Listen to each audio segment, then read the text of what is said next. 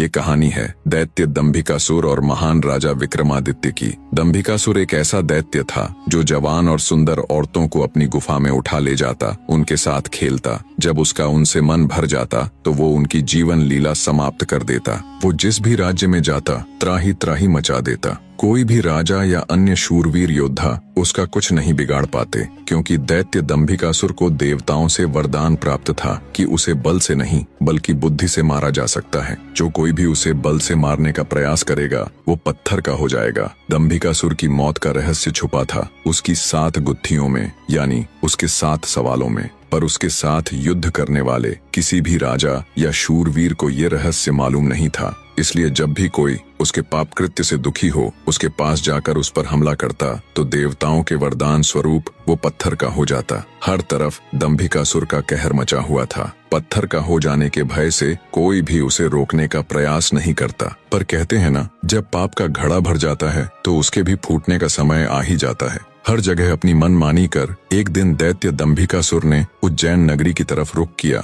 उज्जैन नगरी के ऊपर उस समय महान राजा विक्रमादित्य का शासन था। महाराज विक्रमादित्य न केवल बलशाली थे बल्कि वे बहुत बुद्धिमान भी थे। उन्हें हर प्रकार के कौशल में महारत हासिल थी। उन्हीं दिनों में विक्रमादित्य की नगरी उज्जैन में एक धनी साहूकार रहता था। साहूकार के 2 लड़के थे। बड़े का नाम महेंद्र था और छोटे का लखन। बड़े लड़के का विवाह तो साहूकार ने कर दिया था, पर छोटे बेटे का विवाह करने से पहले ही वो ईश्वर को प्यारे हो गए। पिता के गुजर जाने के बाद कामकाज और व्यापार संभालने की सारी जिम्मेवारी दोनों भाइयों पर आ गई। दोनों भाई दिल लगाकर कारोबार संभालने में लग गए। दोनों भाई जब काम कर शाम को घर आते तो दरवाजे पर खड़ी महेंद्र की पत्नी अपने पति को दाएं हाथ से लोटा भरकर पानी देती और बाएं हाथ से अपने देवर लखन को। एक दिन लखन ने सोचा, भाभी हर रोज मुझे बाएं हाथ से पानी पीने को देती है, आज मैं उनके दाएं हाथ से पानी पीऊंगा। शाम को जब दोनों भाई काम से लौटे तो लखन अपनी भाभी के बाएं हाथ से पानी पीने के लिए अपने खड़े होने के स्थान को बदलकर अपने बड़े भाई महेंद्र की जगह पर खड़ा हो गया और बड़ा भाई महेंद्र उसकी जगह पर खड़ा हो गया। लखन की भाभी जब उनको पानी देने के लिए आई तो उसने एक हाथ को दूसरे हाथ के ऊपर से करते हुए दाएं हाथ का लोटा अपने पति को दे दिया और बाएं हाथ में पकड़ा हुआ लोटा लखन को दे दिया। ये देख, लखन बोला, भाभी आज मैंने भैया के स्थान पर खड़ा होकर सीधे हाथ से दिया हुआ पानी पीना चाहा, परंतु आपने अपने हाथों को बदलते हुए मुझे बाएं हाथ से ही पानी दिया। आप मुझे बताएं, आपने ऐसा क्यों किया?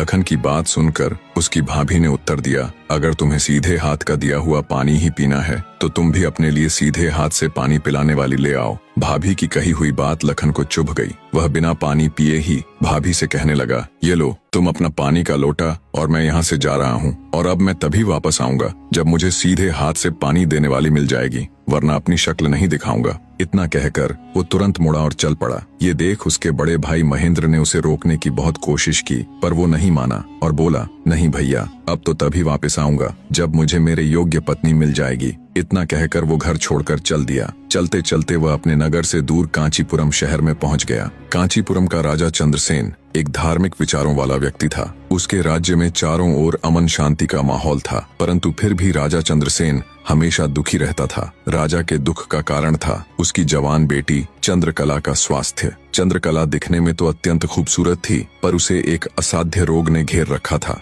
जिस कारण राजकुमारी हमेशा अचेत अवस्था में रहती थी। राजा ने बहुत सारे हकीम और वैद्य राजकुमारी को ठीक करने के लिए लगा रखे थे, लेकिन उनमें से कोई भी राजकुमारी को ठीक नहीं कर पा रहा था। ठीक कर पाना तो दूर, वे राजकुमारी चंद्रा की बीमारी तक नहीं ढूंढ पा रहे थे। राजा को हमेशा यही दुख सताए जाता कि उसकी बेटी का क्या होगा। जब सभी प्रकार के वैद्यों, हकीमों और पूजा पाठ तंत्र मंत्र से भी राजकुमारी चंद्रकला को कोई फायदा नहीं हुआ तो राजा ने अपने राज्य में यह घोषणा करवा दी कि जो व्यक्ति मेरी बेटी को ठीक करेगा, मैं उसके साथ ही अपनी बेटी चंद्रकला का विवाह कर दूंगा और उसे अपना आधा राज्य भी दूंगा। लखन जब राज्य की राजधानी में पहुंचा तो उसने देखा कि वहां हर तरफ राजकुमारी की चर्चा हो रही थी। राज्य का हर कोई व्यक्ति राजा की घोषणा और राजकुमारी की बीमारी की बात कर रहा था। जब लखन ने एक व्यक्ति से इस बारे में पूछा तो व्यक्ति ने राजकुमारी की बीमारी से लेकर राजा की घोषणा तक का सारा किस्सा लखन को बताया। सारी बातें सुन लखन कुछ देर वहां खड़ा विचार करता रहा, फिर कुछ सोचकर वो राजमहल की तरफ चल पड़ा। एक जिंदा सांप राजा की लड़की के पेट में रहता था। सांप ने राजा की लड़की को अपने वश में किया हुआ था। जब रात होती तो वो कुछ देर के लिए राजकुमारी के मुख से बाहर निकलकर जंगल की तरफ चला जाता और सुबह होने से पहले ही वो फिर से उसके अंदर चला जाता। राजकुमारी इस बात से बिल्कुल अनजान थी कि उसके अंदर एक सांप ने डेरा डाला हुआ है। अनजाने में वो पूरी तरह से उस नाग के वश में थी। राजमहल में किसी को भी इस बात की भनक तक नहीं थी कि राजकुमारी के अंदर एक 7 फुट का सांप रहता है। सभी यही समझते कि पता नहीं राजकुमारी को क्या बीमारी लग गई जिसके कारण वो हमेशा अचेत रहती है। बड़े से बड़े वैद्य और हकीम भी इस बात का पता नहीं लगा पाए। लखन जब राजमहल के अंदर गया तो उसने देखा कि वहाँ पर बहुत सारे वैद्य और हकीम राजकुमारी को ठीक करने के लिए लगे हुए हैं। एक कोने में खड़े होकर चुपचाप लखन ये सारा माजरा देखने लगा। जब शाम का समय हुआ तो सभी हकीम और वैद्य धीरे धीरे करके वहाँ से चले गए। तब लखन राजा के मंत्री के पास गया और बोला, मंत्री महोदय, सभी अपना प्रयास कर चुके हैं, अब एक मौका मुझे भी दिया जाए। लखन की बात सुन मंत्री उसे अपने साथ ले राजा के पास जाता है और लखन का प्रस्ताव राजा के सामने रखता है।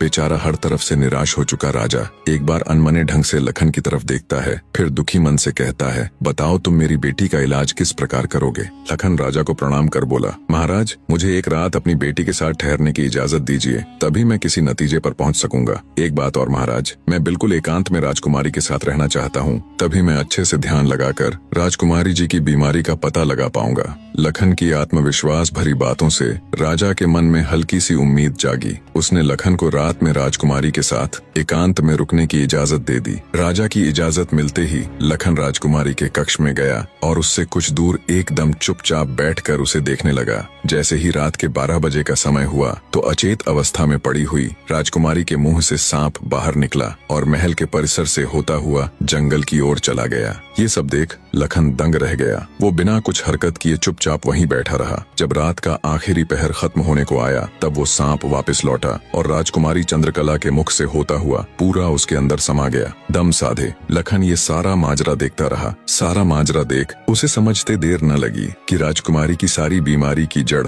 ये सांप ही है। सुबह हुई तो राजा चंद्रसेन डर और बेसब्री के मिश्रित भावों के साथ लंबे लंबे कदम रखता हुआ अपने मंत्री के साथ राजकुमारी के कमरे में आया और बेसब्री से उसने लखन से पूछा, बताओ लड़के, तुम किस नतीजे पर पहुंचे? क्या मेरी बेटी ठीक हो जाएगी? लखन बोला, महाराज, मुझे राजकुमारी की बीमारी का पता चल गया है और ईश्वर ने चाहा तो वो जरूर ठीक हो जाएगी। आप मुझे एक रात का समय और दीजिए और मेरे लिए एक तलवार, एक मिट्टी से भरी हुई बड़ी सी बाल्टी का इंतजाम कर दीजिए। लखन की बात सुन राजा को बहुत सुकून मिला। उसने मंत्री को लखन के द्वारा मांगा गया सारा सामान उसे देने का निर्देश दिया। अब सभी को इंतजार था तो बस रात का।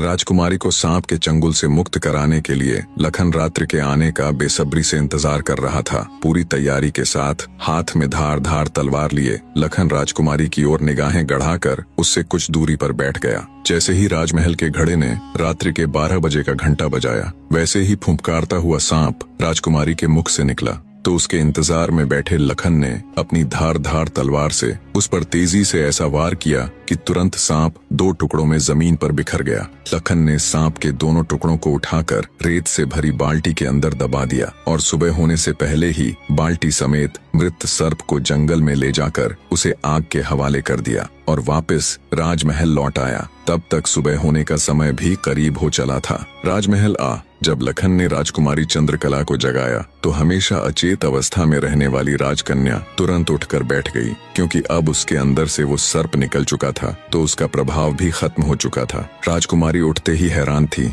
उसे ऐसा लग रहा था जैसे पता नहीं वो कितने सालों से नींद में थी। जब लखन ने राजकुमारी से उसके स्वास्थ्य के बारे में पूछा तो अचंभित राजकुमारी ने अपने आप को बिल्कुल ठीक बताया। तब तक सुबह भी हो चुकी थी। उधर राजा भी पूरी रात सोया नहीं था। उसे बस इंतजार था तो सुबह का। जैसे ही सुबह हुई राजा बेसब्री से भागा भागा राजकुमारी के कक्ष में आया। जब उसने बिल्कुल सही सलामत अपनी बेटी को बैठे और बात करते पाया तो उसकी खुशी का ठिकाना ना रहा। आंखों में अश्रु लिए राजा ने तुरंत अपनी लाडली बेटी को गले लगा लिया। भरे हृदय से राजा ने हाथ जोड़कर लखन का शुक्रिया अदा किया और अपनी शर्त के अनुसार राजकुमारी चंद्रकला का विवाह लखन के साथ कर दिया। जब राजा ने लखन को अपना आधा राज्यपाट देना चाहा तो लखन ने राज्य लेने से साफ मना कर दिया। ऐसा स्वाभिमानी दामाद पाकर राजा चंद्रसेन खुशी से फूला नहीं समाया। उसने खुशी खुशी बहुत सारा धन देकर अपनी बेटी चंद्रकला को लखन के साथ विदा कर दिया। जब राजकुमारी चंद्रकला को ले लखन अपने राज्य उज्जैन नगरी पहुंचा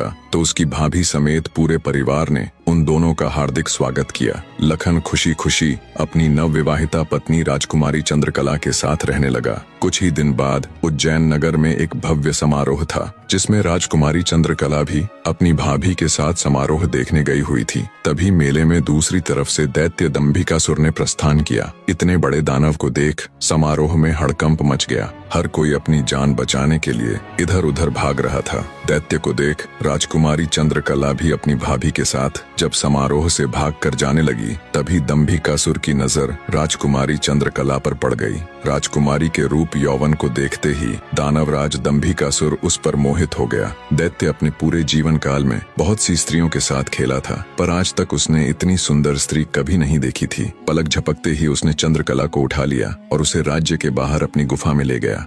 राजकुमारी चंद्रकला का रो रो कर बुरा हाल था। उस बेचारी की तो किस्मत ही खोटी थी। कितने सालों तक वो उस नाग के चंगुल में फंसी रही। कुछ ही दिन पहले नाग से आजाद हुई थी। सोचा अब जिंदगी अच्छे से गुजरेगी, पर अब दैत्य दंभिकासुर ने उसे अपनी गुफा में ला पटका। ना तो उसके आंसू रुकने का नाम ले रहे थे और ना वो किस्मत को कोसने से। उसकी मनमोहक सुंदरता से अभिभूत दैत्य ने उसके साथ किसी प्रकार का बल प्रयोग नहीं किया। वह उस अद्भुत नारी को जबरदस्ती नहीं बल्कि उसकी सहमति से प्राप्त करना चाहता था। दंभिकासुर ने राजकुमारी से कहा, या तो तू अपनी मर्जी से मेरे साथ रहने के लिए सहमत हो जा, अन्यथा आजीवन तू ऐसे ही मेरी कैद में सड़ती रहेगी। दैत्य की बात सुन राजकुमारी चंद्रकला गुस्से से रोती हुई बोली, मैं तुम्हारे साथ रहने से पहले मरना पसंद करूंगी, और अगर तुम ये सोचते हो कि तुम मुझे यहाँ उठा लाए तो मैं तुम्हारी हो गई, तो ये तुम्हारी सबसे बड़ी भूल है। मेरा पति मुझे ढूंढते हुए यहाँ जरूर आएगा और वो तुझे छोड़ेगा नहीं। राजकुमारी की बात सुन दंभिकासुर घिनौनी हंसी हंसते हुए बोला, लगता है तुम पागल हो गई हो। मैंने तुम्हें यहाँ 7 तालों के भीतर बंद किया है। यहाँ तक किसी का भी पहुँचना असंभव है, और अगर गलती से कोई यहाँ तुझे ढूंढता हुआ आ भी गया तो मैं उसे एक कीड़े की तरह मसल दूंगा। ये तो तेरी सूरत मुझे भा गई, वरना अब तक तू भी कब की ऊपर जा चुकी होती। तेरी भलाई इसी में है कि तू स्वेच्छा से मेरी बात मान जा, वरना अंजाम बहुत बुरा होगा। इतनी बात कह दंभिकासुर वहाँ से चला गया। उधर जब मेले से दंभिकासुर राजकुमारी को उठाकर ले गया था तो लखन की भाभी बेचारी बेबस और लाचार सी बस उसे देखती रह गई। बहते अश्रुओं के साथ वो घर जाती है और सारा किस्सा लखन को कह सुनाती है। भाभी की बात सुन लखन के पैरों नीचे से जमीन सरक जाती है। वो तुरंत भारी कदमों से अपनी पत्नी चंद्रकला को खोजने निकल पड़ता है। कई दिनों तक जंगलों और शहरों की खाक छानता भूखा प्यासा लखन अपनी पत्नी को ढूंढता ढूंढता भटक रहा था। तभी उसे एक कुटिया दिखाई देती है। थका हारा लखन जब कुटिया के अंदर जाता है तो उसे अंदर एक साधु बाबा दिखाई देते हैं। लखन उनको प्रणाम कर वहीं बैठ जाता है। लखन की हालत देख महात्मा जी ने पहले उसे अच्छे से जलपान कराया और फिर बोले, बेटा तुम कौन हो और यहाँ जंगलों में क्यों भटक रहे हो। तब लखन महात्मा जी को अपनी सारी व्यथा कह सुनाता है। लखन की सारी दास्तान सुन महात्मा जी बोले, बेटा तुम जिस राक्षस की बात कर रहे हो उसका नाम दैत्य दंभिकासुर है। वो जहाँ भी जाता है तबाही मचा देता है। आज तक उसे कोई भी परास्त नहीं कर पाया। जिसने भी उससे मुकाबला करने की कोशिश की वो पत्थर का बन गया। इसलिए मेरी सलाह मानो और वापस अपने घर लौट जाओ, इसी में तुम्हारी भलाई है। उसके पीछे जाकर क्यों अपने प्राण गंवाते हो। साधु की बात सुन क्षण भर के लिए लखन सन्न रह जाता है। थोड़ी देर बाद धड़कते दिल के साथ उठकर वो महात्मा जी के चरण पकड़ लेता है। उसकी आंखों में डर और साहस के मिश्रित भाव थे। अपनी पत्नी को याद कर लखन ने आंखों में आंसू भरकर कहा, नहीं महाराज, मैं ऐसा कदापि नहीं कर सकता। मेरी पत्नी उस दैत्य के चंगुल में है और उसे छुड़ाने के लिए मैं कुछ भी कर सकता हूँ। हे साधु बाबा, अब आप ही मेरी आखिरी उम्मीद हैं। घर तो मैं नहीं जाऊंगा, चाहे मेरे प्राण ही क्यों न चले जाएं। लखन की बात सुन साधु महाराज ने गहरी सांस ली और कुछ पल सोचने के बाद कहा, देख लो बेटा, मैं एक बार फिर कह रहा हूँ, उस दैत्य के सामने तुम्हारे बचने की संभावना बहुत कम है। लखन बोला, महाराज मुझे मेरे प्राणों की जरा सी भी फिक्र नहीं है। आप तो बस मुझे उस तक पहुँचने का मार्ग बताए कृपया। लखन के दृढ़ निश्चय को देख महात्मा जी ने फैसला किया कि वे उसकी मदद करेंगे। गहरी सांस लेते हुए वे बोले, तो सुनो बेटा, दैत्य दंभिकासुर कोई साधारण राक्षस नहीं है। उसने सालों तपस्या करके देवताओं को प्रसन्न कर उनसे वरदान वरदान प्राप्त किया है कि जो कोई भी प्राणी उस पर हमला करेगा तो वह तुरंत पत्थर का बन जाएगा। उसे पराजित करने का सिर्फ एक ही उपाय है, वो है उसकी 7 गुत्थियों को हल करना, यानी उसके 7 प्रश्नों के सही जवाब देना।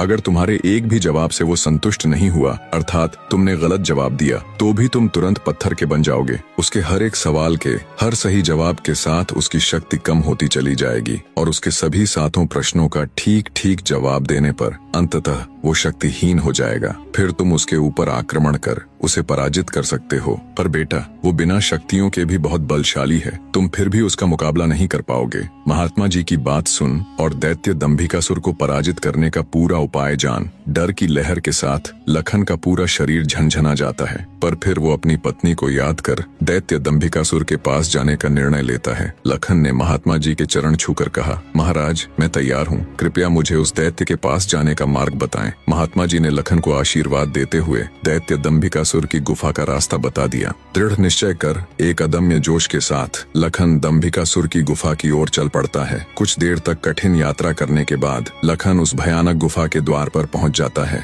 वह अपनी तलवार निकालकर गर्जना करता है, दंभिकासुर बाहर आ और मेरा सामना कर। लखन की ललकार सुनकर दंभिकासुर गुफा से बाहर आता है और क्रोध में दहाड़ता है, कौन मूर्ख है जो मेरी शांति को भंग कर रहा है। भारी भरकम विशालकाय दानव को देख लखन के पूरे शरीर में सिरहन दौड़ गई। हिम्मत जुटाते हुए लखन बोला, हे दुष्ट राक्षस, मैं उस स्त्री का पति हूँ जिसे तू बलपूर्वक उठाकर लाया है। पूछ तेरे वो 7 सवाल, मैं जवाब देने के लिए तैयार हूँ। सवालों की बात सुन दंभिकासुर चौंक गया, फिर कुछ सोचकर बोला, ओ तो तू उस धूर्त साधु से मिलकर आया है, उसी ने तुझे मेरे रहस्य का पता बताया है। पर अब क्या फायदा, मैं तेरी फूल सी पत्नी को तो कच्चा ही निगल गया हूँ। क्या स्वादिष्ट मांस था उसका। दैत्य दंभिकासुर का इतना कहना था कि लखन अपना आपा खो बैठा और आगे बढ़कर पूरी ताकत के साथ तलवार से दैत्य पर वार किया। लेकिन जैसे ही उसकी तलवार दैत्य को छूती है, देवताओं के वरदान के कारण वो भी तुरंत पत्थर का बन जाता है। दैत्य दंभिकासुर छल कपट से झूठ बोलकर पत्थर का बना देता है।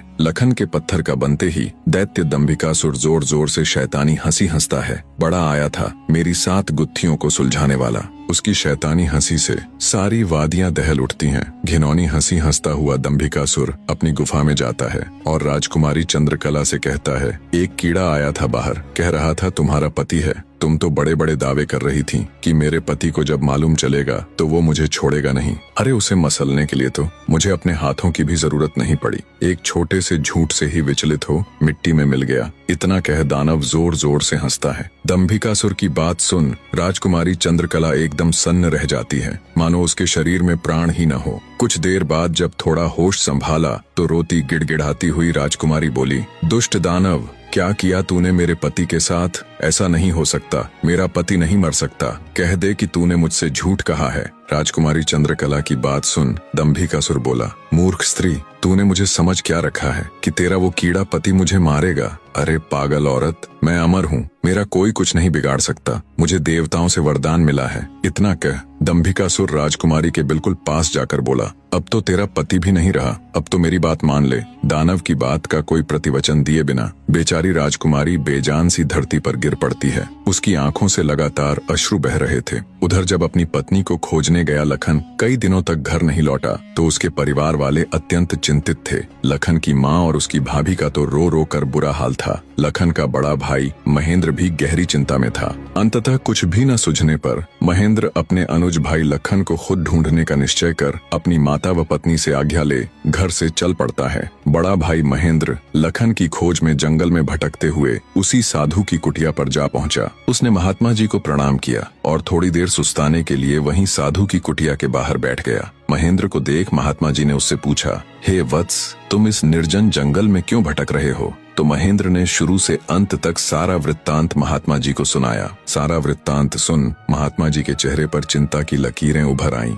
उन्हें इस प्रकार विचार मग्न देख महेंद्र ने पूछा, हे महाराज, मेरी बात सुनकर आप किन विचारों में खो गए और आपके चेहरे पर ये चिंता की लकीरें मैं साफ देख सकता हूँ। इसका क्या कारण है गुरुजी। महात्मा जी ने गंभीर स्वर में कहा, हे वत्स, मैं तेरे भाई लखन को जानता हूँ। वह भी मेरे पास आया था और उसने मुझे सारा वृत्तांत सुनाया था कि कैसे वह राक्षस उसकी पत्नी को उठा ले गया। महात्मा जी की बात सुनकर महेंद्र एकदम स्तब्ध रह गया। उसकी आंखों में आश्चर्य और चिंता के भाव उभर आए। महेंद्र बोला, तो कहाँ है मेरा अनुज महाराज, वो ठीक तो है, वो घर क्यों नहीं लौट रहा। हे महाराज, कृपया जल्दी से मुझे बताएं, मुझसे सब्र नहीं हो रहा। जब महेंद्र अपने छोटे भाई लखन के बारे में साधु महाराज से पूछता है तो साधु जी लखन के उनके पास आने से लेकर दैत्य दंभिकासुर के पास जाने तक का सारा वृतांत कह सुनाते हैं। सारी बात सुन महेंद्र महात्मा जी के चरण पकड़ लेता है और कहता है, हे साधु महाराज, आप तो सर्वज्ञानी हैं। जब आपको दैत्य दंभिकासुर के रहस्य के बारे में पता था तो अवश्य आप ये भी जानते होंगे कि लखन का यहाँ से जाने के बाद क्या हुआ। हे महाराज, कृपया मुझे बताए कि आगे क्या हुआ। तब साधु बाबा गंभीर स्वर में बोले,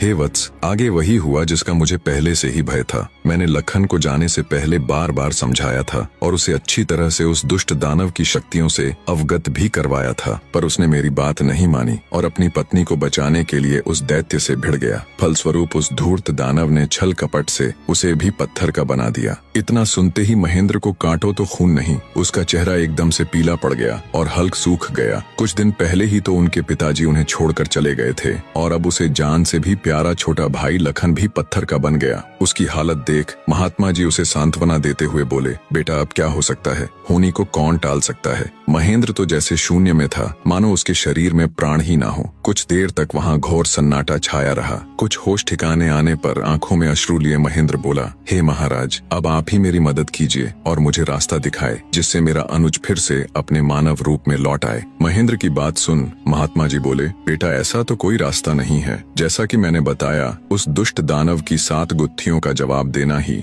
इस समस्या का एकमात्र हल है। कोई व्यक्ति जब उसके सभी सवालों के जवाब देकर उसे पराजित कर मौत के घाट उतार देगा, तब तुम्हारा भाई लखन ही नहीं बल्कि उस मक्कारी दैत्य द्वारा श्रापित किए गए सभी जीव अपने वास्तविक रूप में लौट आएंगे। महेंद्र बोला, महाराज, आप तो सर्वशक्तिमान हैं, फिर आप ऐसा क्यों नहीं करते। महेंद्र की बात सुन महात्मा जी बोले, बेटा बेशक मैं उस पापी दानव के सभी सवालों का जवाब दे सकता हूँ, पर मेरी भी कुछ सीमाएं हैं जिन्हें मैं चाह कर भी नहीं लांघ सकता। इतना कह साधु महाराज चुप हो जाते हैं। तब महेंद्र बोला, ठीक है महाराज, तो फिर मैं खुद जाऊंगा अपने अनुज को बचाने और उस दुष्ट दैत्य के सवालों का जवाब देने। महेंद्र की बात सुन महात्मा बोले, बेटा तुम भी उसका कुछ नहीं कर पाओगे। फलत अपने भाई की तरह उसके जाल में फंसकर पत्थर के बन जाओगे। फिर भी अगर तुम जाने का निश्चय कर ही चुके हो तो एक बात का ध्यान रखना, वो दुष्ट तुम्हें भटकाने की कोशिश करेगा। उसकी बातों पर कोई भी प्रतिक्रिया दिए बिना सीधे उससे बस उसके सवाल पूछना। साधु महाराज के निर्देश सुन महेंद्र जी महाराज कह साधु से विदाई लेकर दैत्य दंभिकासुर की गुफा की ओर चल देता है।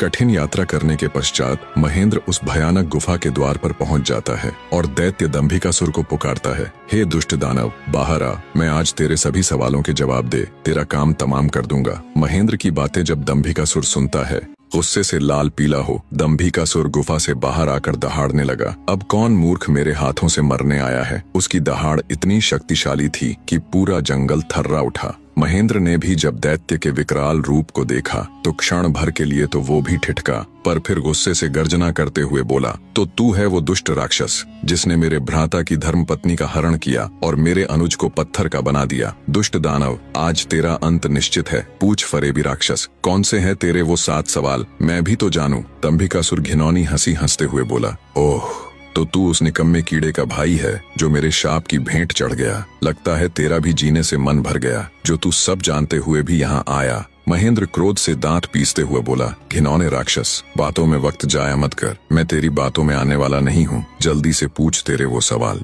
नहीं तो मैं तुझे इसी क्षण यमलोक पहुंचा दूंगा। ये सुन दंभिकासुर घिनौनी हंसी हंसकर नृत्य करते हुए बोला, सुन मूर्ख, मैंने तेरे भाई की पत्नी के साथ खूब विहार किया और जब मेरी इच्छा पूर्ण हुई तो उसके मांसल शरीर को कच्चा ही भक्षण कर लिया। क्या स्वादिष्ट मांस था उसका। अब तेरी बारी है, पर तुझे तो मैं पत्थर भी नहीं बनाऊंगा, सीधे तेरे टुकड़े टुकड़े कर डालूंगा। दैत्य दंभिकासुर के बोले गए ये बोल महेंद्र की छाती में किसी भाले की तरह लगे। अपने भ्राता की पत्नी के बारे में कहे गए शब्दों से उसके तन बदन में आग लग गई। सब कुछ अच्छे से जानते हुए भी महेंद्र अपने ऊपर काबू नहीं रख सका और दैत्य दंभिकासुर को मारने के लिए तेजी से उसकी तरफ लपका। जैसे ही उसने दैत्य के ऊपर अपनी पूरी ताकत लगा तलवार से वार किया, वैसे ही अपने भाई की तरह पल भर में वो भी पत्थर का बन गया। उसके पत्थर का बनते ही दंभिकासुर हंसते हुए बोला, तुम दोनों भाइयों की किस्मत में यही था कि तुम दोनों युगों युगों तक मेरी गुफा के प्रहरी बनकर रह जाओगे। इतना बुदबुदाकर दंभिकासुर अपनी गुफा में जाता है और राजकुमारी चंद्रकला को भी ये सब बता देता है और कहता है, तेरे दोनों रक्षक तो मेरे सामने ढेर हो गए, अब तू किसकी आस लगाए बैठी है, मूर्ख स्त्री। राजकुमारी चंद्रकला के रो रोकर आंसू सूख चुके थे। अब बचा था तो केवल क्रोध और ज्वाला। जलती हुई आंखों के साथ गुस्से में दहाड़ती हुई राजकुमारी बोली, दुष्ट राक्षस, तू क्यों इतना खुश हो रहा है? मुझे तेरा अंत साफ नजर आ रहा है, देख मेरी आंखों में। राजकुमारी चंद्रकला के तेवर देख और उसकी बात सुन दंभिकासुर विचलित सा हो जाता है और बिना कुछ कहे ही वहां से चला जाता है। उधर लखन महेंद्र के घर में तो लखन के न आने से पहले ही मातम पसरा हुआ था। ऊपर से अब महेंद्र भी वापस नहीं लौटा तो उसकी पत्नी और माँ का बुरा हाल था। अंततः महेंद्र की पत्नी अपनी सासू माँ से कहती है, माँ जी, आखिर कब तक हम ऐसे ही रोते बिलखते उनका इंतजार करते रहेंगे? बहू की बात सुन, बुढ़िया माँ बोल पड़ी। तो और बेटी, हम कर भी क्या सकते हैं इसके सिवाय? महेंद्र की पत्नी बोली, हम अपने राजा के पास जाकर उनको ये सब बताएंगे, वो अवश्य हमारी मदद करेंगे। बहू की बात बूढ़ी माँ को उचित लगी। दोनों तुरंत राजा विक्रमादित्य के पास चल पड़ती हैं। कहानी का अगला अध्याय भी बहुत जल्दी आने वाला है, बने रहे।